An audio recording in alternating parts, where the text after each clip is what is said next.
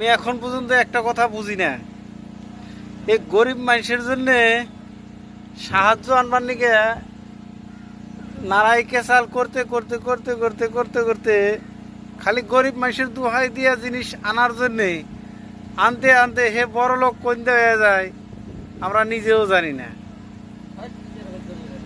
তাই তো, কথাটা কি হাসা? যারা দেখবেন যে গরিবের সহায় দিয়ে দিয়ে দিয়ে তারা দেখবেন যে বড় লোক হয়ে গেতেছে, আর গরিব গরিবই থেকে গেতেছে। এই কথাটা আমার বোঝায় ধরেই না মাথাটাই। গাইছে আপনাকে কি ধরে?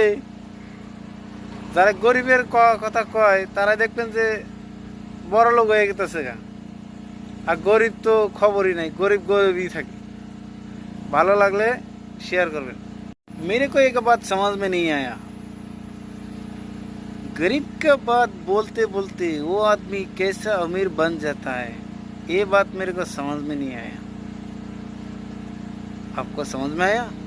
कुछ समझ में आया? कुछ समझ में आया तो शेयर करो।